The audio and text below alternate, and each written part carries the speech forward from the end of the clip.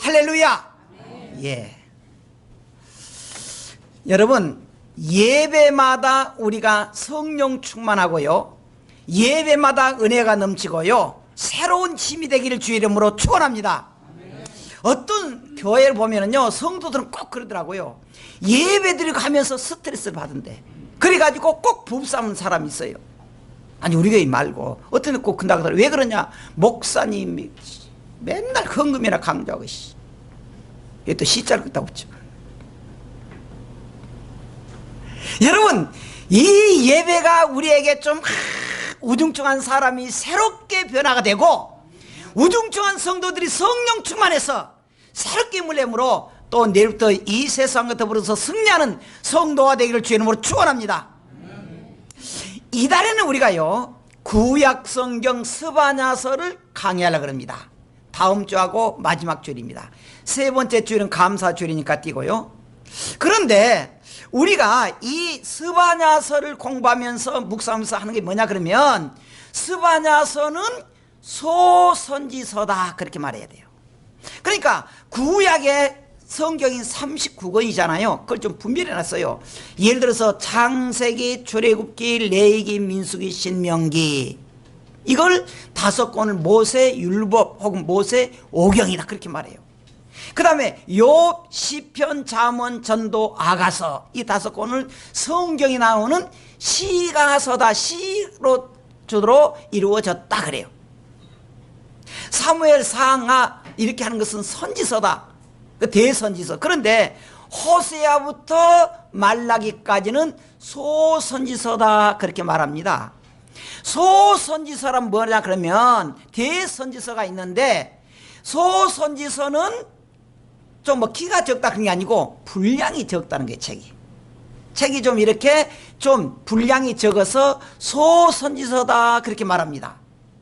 그런데 이 소선지서 중에서 스바냐서는 이 요시야 왕 시대에 돼 있는데, 이 요시야는요 왕이 8살에 왕이 된 거예요. 8살에. 근데 그 8살에 됐는데 이 요시야는요 아버지가 아몬이고, 그 다음에 할아버지가 므낫세고, 그리고 그 증조 할아버지가 히스기야 왕입니다. 그 히스기야 왕 때인데, 그 우리가 여기에 보면은 지금 좀 이따 보겠습니다만, 이때 그 왕이 하는데 선지자가 굉장히 많은 데가 있습니다. 그때 나훔도 그때 당시에 남유다의 선지자였고요, 그 다음에 하박국, 예레미야, 심지어 여자 훌다라고 한 여자도 선지자로 활동했어요. 그러니까 이렇게 많은 그 요시야 왕이 통치할 때 스바냐뿐만 아니고 나훔, 하박국, 예레미야, 그 다음에 훌다 여선지까지 한 것 보면 뭘 나타내느냐 그러면, 이 나라가 남쪽 유다가 심상치 않다는 거예요. 은혜가 없다는 거예요. 그 왕이 잘하면은 선지자가 필요 없는 거예요. 그런데 그때 당시에는 그 나라가 위기가 왔다 그 말입니다. 위기가 왔다. 그러면 그 요시야 왕 때 그 앞에 있던 아몬, 그 다음에 여기 나와 있는 대로 므낫세, 이때는요 악한 시대였습니다. 너무너무 악한 시대였어요. 그리고 그 증조 할아버지인 히스기야 때는요, 여러분 아셔요? 히스기야 때는 얼마나 믿음을 잘 지켰는지 몰라요. 참 믿음을 했거든요.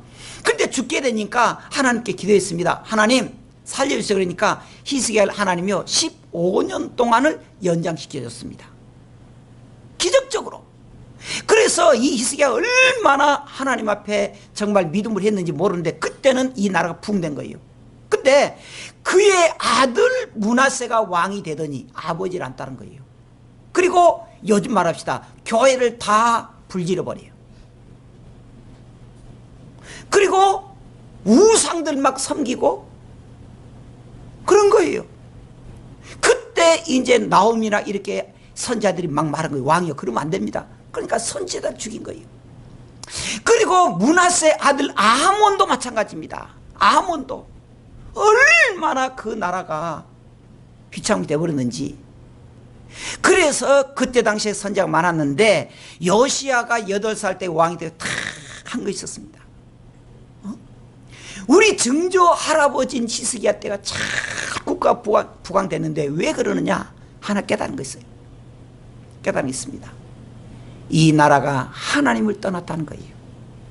하나님을. 그래서 또 그때 우상들을 다 제거하고 성전을 다시 세우고, 성전을 다시 이렇게 세우면서 하나의 그 불타있는 성전이 그 퇴락이 돼가지고 공사를 하는데 그 지붕에가 천장에가 뭔 종이가 책이 있는 거예요. 책.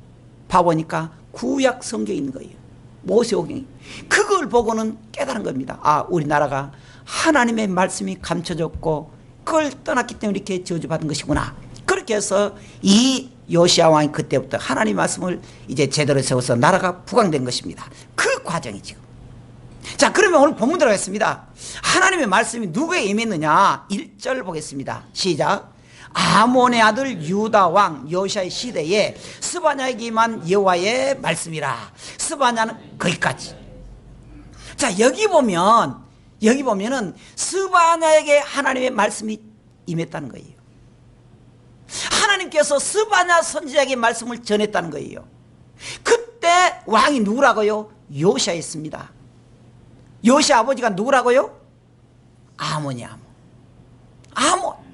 아몬이라는 사람이 얼마나 악했는데 그때부터 이제 스바냐가 말씀을 이렇게 선자의 말씀을 하기 시작하잖아요. 그때 여기에서 이 하나님의 말씀이 그 스바냐에게 임했다는 사실입니다.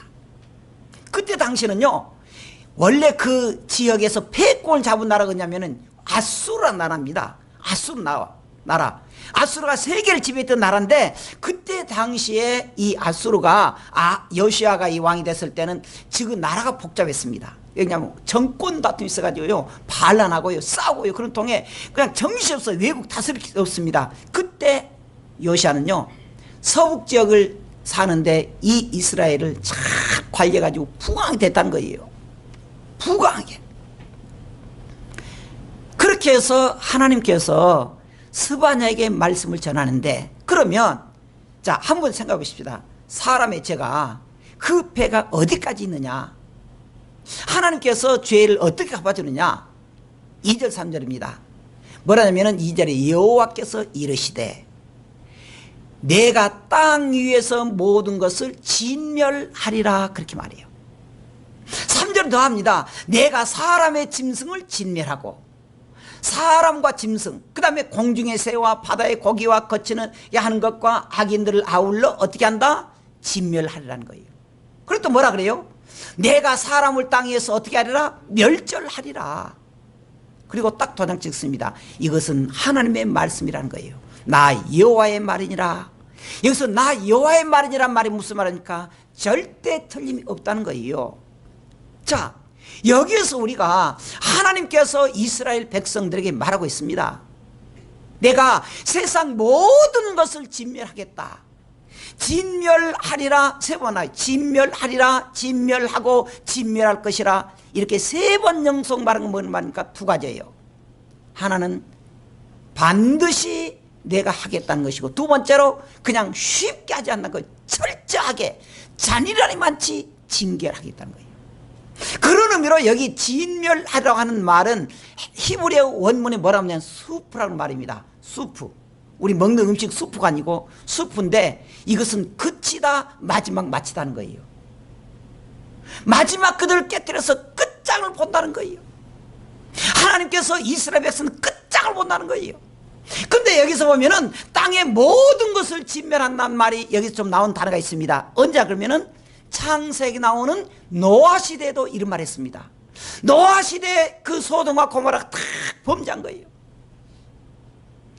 그 노아 시대 그 지역의 모든 사람들이 범죄한 거예요. 그래서 하나님께서 뭐라냐면 노아에게 제사를 지내라 그러면서 이 땅을 진멸했다. 그래서 노아 방주시는 것. 그래서 이 땅을 다 내가 진멸했다, 그 말과 똑같아요. 똑같아요. 그러니까 무슨 말이냐? 씨를 말려버리겠다는 거예요. 씨를 말려버리겠다. 얼마나 무서운지 모릅니다. 그래서 3번이나 진멸하리라, 진멸하고 진멸하리라. 그러면서 끝장 뭐라 하면 멸절하리라 그렇게 말합니다. 멸절하리라. 이것은 나 여호와의 말이니라 그렇게 말하고 있습니다. 자, 그럼 마지막으로 하나님은 자기 백성에게도 죄를 물으시나 그 말이에요. 하나님께서는 이 세상을 진멸하겠다 그러는데, 하나님 거부한 사람들 진멸하겠다 그러는데, 그러면 하나님께서 믿는 성도들도 죄를 범하면 진멸하고 징계하느냐 그 말이에요. 본문에 나와 있습니다. 4절 한번 읽어보십시다. 시작. 내가 유다와 예루살렘의 모든 주민들 위에 손을 펴서 남아있는 바알을 그곳에서 멸절하며 그 말임이란 이름과 및 그 제사장들을 아울러 멸절하며 그랬습니다. 또 계속 나와요.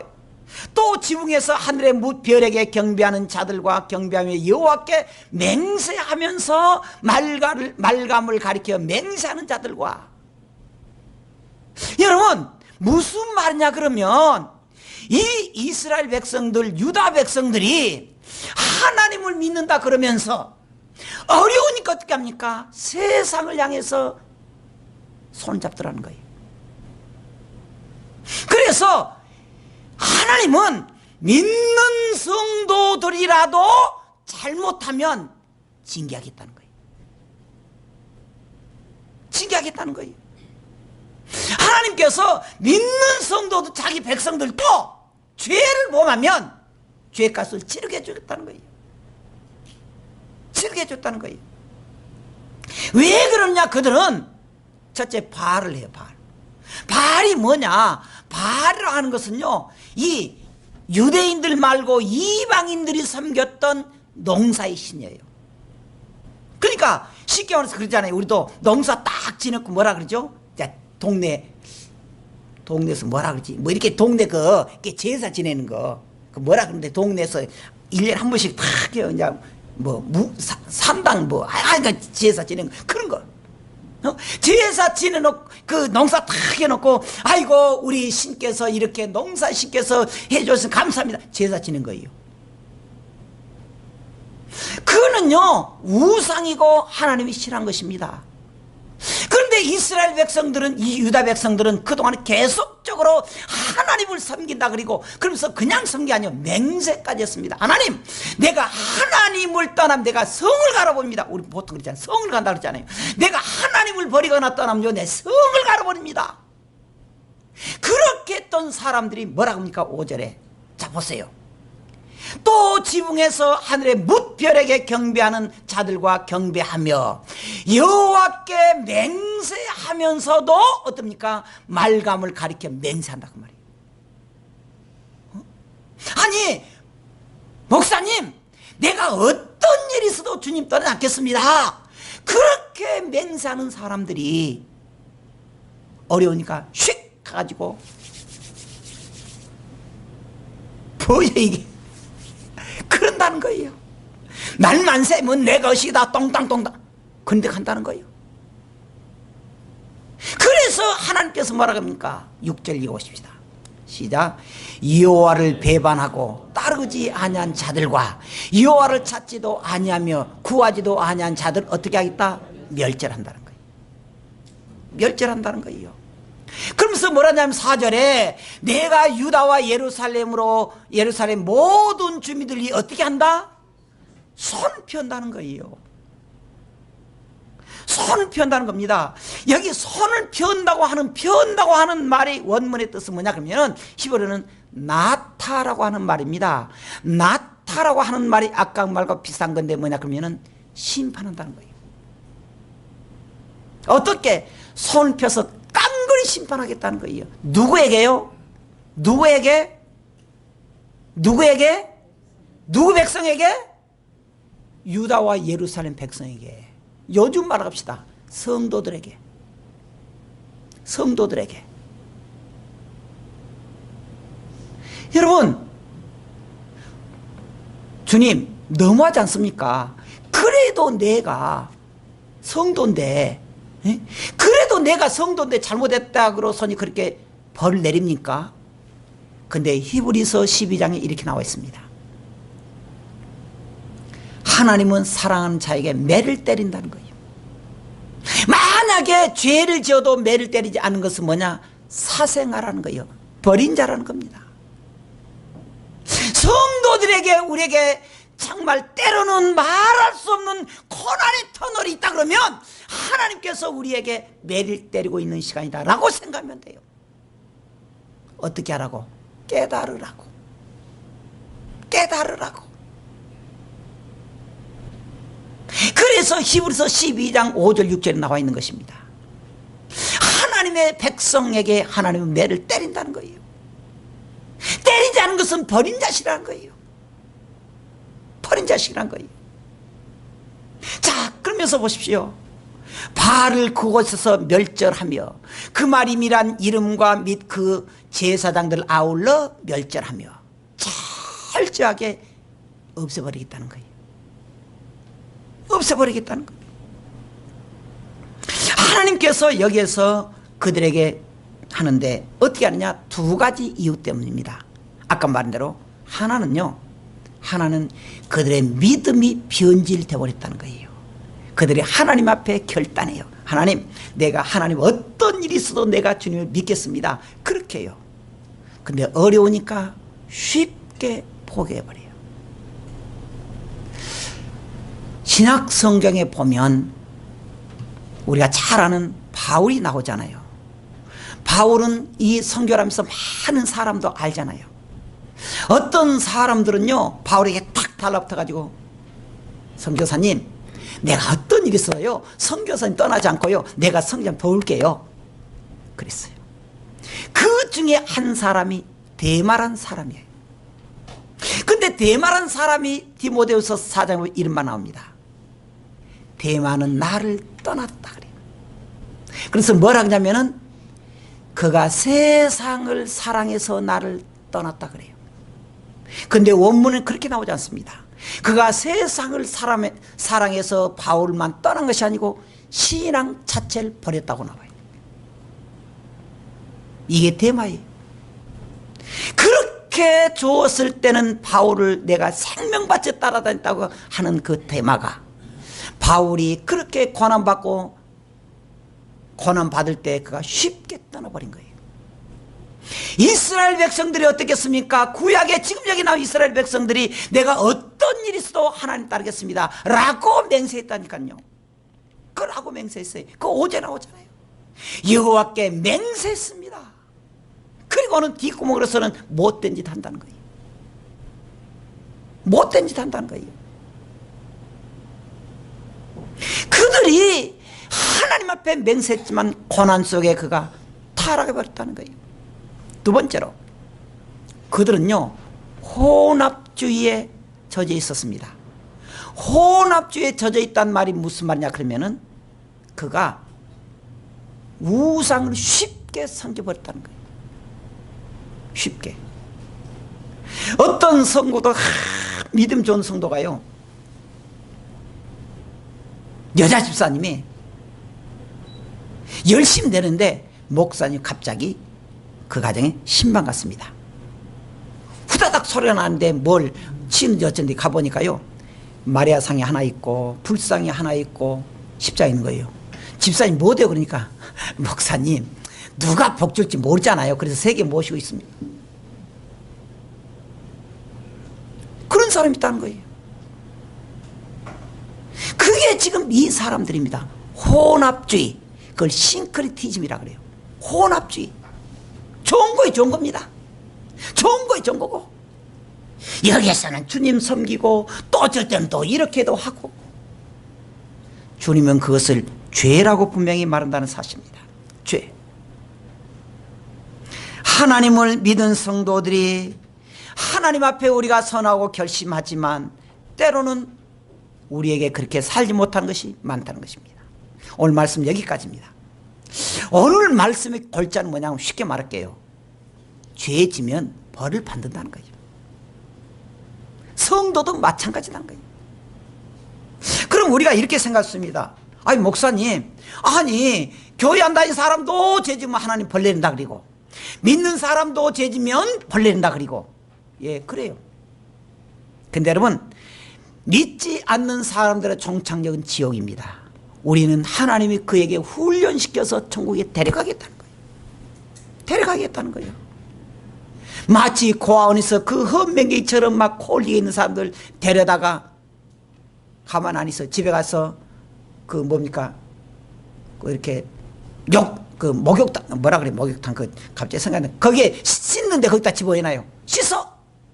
아이 괜찮아 씻어. 왜? 우리 가정 깨끗하게 씻어가지고 세워주려고 그래. 마찬가지입니다. 마찬가지. 우리도 마찬가지입니다. 정말 우리가 성도라도 이렇게 한다 그러면 우리가 언제나 바르게 살아야 돼. 어떤 그 여름에 말이죠. 그 전국에서 대학생 이렇게 순례를 했습니다. 순례 이렇게 해가지고 대학생들이 그래 뭐 이렇게 종단 이렇게 이렇게 남해에서 이렇게 개성까지 이렇게 가는 그런 이제 종단이 있었습니다. 그 대학생들이 한 달 동안 고생해가지고 정말 힘들었는데 여름에 이렇게 딱 다 이제 성공을 했어요. 그래 이제 기자들이 모여가지고 다 이제 마지막 꼴이란 걸 기자들이 모여가지고 물었습니다. 야, 당신 이렇게 우리나라 이렇게 종단하면서 가장 힘든 것이 무엇이었느냐 그래요. 물어봐요. 태양볕에 그렇게 땀 흘리고 고생했었느냐? 아니란 거예요. 아 그래?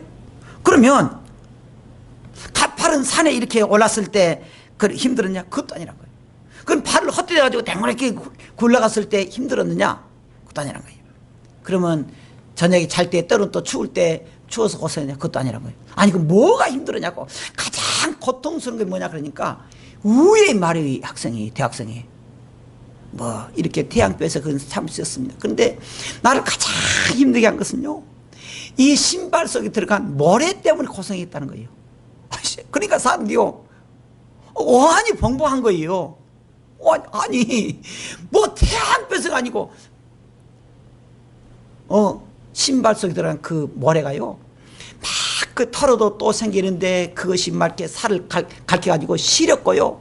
그것이 가장 고통스럽습니다. 그거예요. 여러분 우리도 마찬가지. 우리에게 있는 정말 힘든 그 고통이 무엇입니까? 조그만 죄예요. 죄. 우리가 그 엄청난 것이 아니랄지라도 우리만 아는 조그만 죄를 우리에게 끊임없이 고통을 준다는 거예요. 고통을 준다. 여러분 우리가 이 세상에 살면서 정말 행복하게 되는데 우리의 행복을 갈아막고 우리의 행복을 불행으로 만드는 게 뭐냐? 우리 속에 거하는 죄입니다. 죄. 하나님 앞에 바로 살겠다 그러면서 용서하지 않는 죄. 믿음으로 산다 그러면서 우리가 세속적인 출세만 위해서 믿음까지 팔아먹어버린 적은 없는가? 죄. 그 죄예요. 죄. 우리가 천국까지 우리가 찬송은 열심히 합니다. 내 고생하는 것 험해도 생명길 대난이 은혜로다 라고 말하면서 우리에게 조그만 자존심 생기고 상하고 그러면 교회 빠져버리는 거. 나 교회 안 다녀. 죄예요. 여러분 성도가 뭐예요? 생명 바쳐서 천국까지 가는 게 성도예요. 내가 죽을 일 천국에 가는 길 험하여도 생명길 대란이 은혜로다 그 찬송하면서 내가 뚜벅뚜벅 생명 걸고 순교까지 가고 하면서 천국 가는 것이 성도의 자세예요. 성도의 자세. 여러분 다시 말할게요. 하나님이 이렇게 말합니다. 성도라도 죄 지면 벌하겠다 그렇게 말해요. 다시 말할게요. 성도라도 죄 지면 벌하겠다. 여러분 우리가 조그만 것 소홀히 여기지 마세요. 하나님 앞에 우리 자신을 드리면서 오늘 또 하나님을 감동시키는 2주간이 되기를 주의 이름으로 축원합니다. 기도하겠습니다.